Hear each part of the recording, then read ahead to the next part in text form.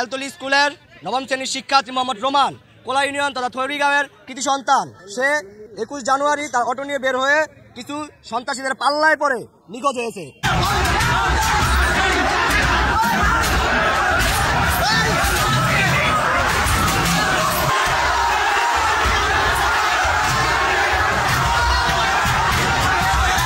ওরা মাদক ব্যবসা করে, চুরি ছিনতাই করে, গাঁজা খায়। তারা ছিনতাইকারী বলতে গেলে। তাদের বাড়িতে অটো পাওয়া গেছে, মোবাইল পাওয়া গেলে, কিন্তু রোমান শেখকে কেন পাওয়া গেল না? আবার যে আসামি বলছে পুকুরে ফালাইছে, ওরা তো স্বীকার করছে যে আমরা পুকুরে ফালাইছি, তারপরে ওরা ছেড়ে দিল কেন? এটা আমরা জানতে চাই। সম্ভবত পুলিশ এটা ঘুষ খেয়েছে নিশ্চিত। ঘুষ না যদি খাইতো আসামিদের কেমনে ছাড়ে? এখন 3 দিনের সময় নিছে পুলিশ। এখন 3 দিন পরে যদি এটা না হয়, খোঁজ না পাওয়া যায়, এতে ভয়াবহ হবে।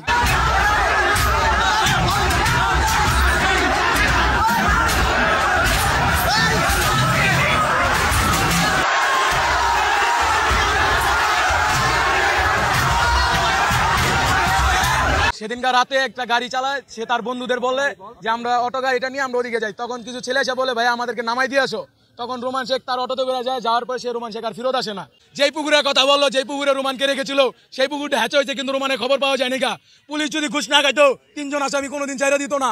তারা তো মার্ডার মামলার আসামি, তাদের কি কারণে ছাড়া হলো তাদের সেটার আমরা বিচার চাই।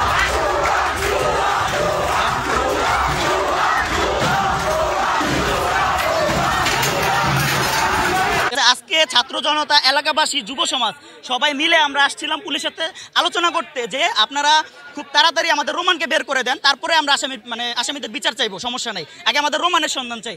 স্টুডেন্টদের তারাই দেওয়ার চেষ্টা করছে, ওনারা গেট টেট লাগাই দিয়েছে, মানে আমাদের সাথে ওনারা কথা বলবো না।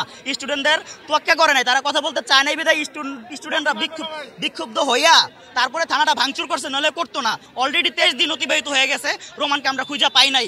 আমরা এর সুষ্ঠু বিচার চাই, 3 দিনের মধ্যে রোমানকে ফেরত চাই, জীবিত হোক অথবা মৃত, আমরা এটার বিচার চাই, নয়তো আমরা আরো ভয়াবহ কর্মসূচি দিব।